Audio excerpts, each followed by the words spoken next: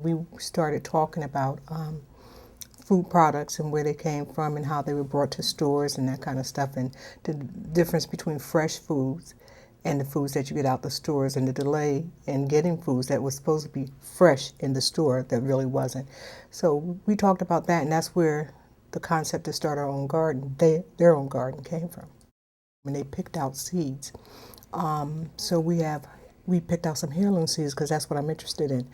So we planted those. They made a decision on what they wanted. I sent for them, and they opened everything up, and they decided what they were going to plant. They got the soil. Now, these are children who've never, ever, ever put their hands in dirt. He has a phobia about dirt on his hands, keeping his hands soiled. He keeps his hands clean all the time. So they've never done it before, and I was really fascinated. They sat there in cooperation with each other, and they decided what they were going to plant, what it was going to go into, and how it was going to be done. They monitored the seeds, they watched them as they grow, and then we transplanted them to the pots. They transplanted them because they're responsible. Ultimately, they're responsible from beginning to end for the garden.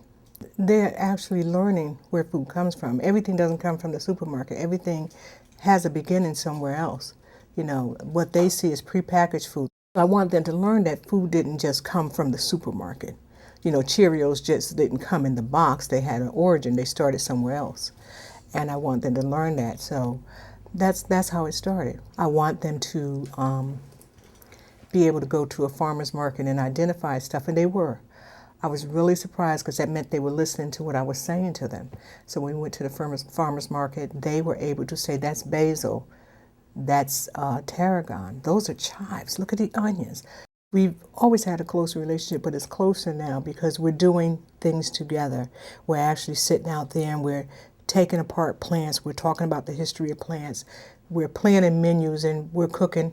They don't consider making a salad cooking. They don't consider making the dough for bread cooking, but it is.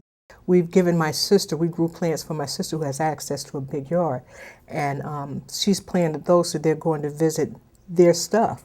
The vegetables that they've grown and given to my sister, they're going to visit those, so they know, oh, we grew that, we did that for you, Auntie Darling. So they're happy about those kind of things. It's a small patio garden, but they have a variety of items out there. They're actually growing potatoes. We're growing 3 types of tomatoes. The plants look awful because of the sun and stuff, but they're still producing. They're growing lavender. They're growing collard greens. They're growing onions. They have an assortment of flowers that are, bulbs and stuff that have already bloomed, but they're still viable. They're growing pumpkins. The plant has taken over the whole section in the back. It was out, it had grown over the fence and into the walkway, so we had to bring it back in, but they're growing pumpkins. They got squash growing and things like that, just so they can have a variety of things and see that all these things come from seed and they do come up and you can utilize them.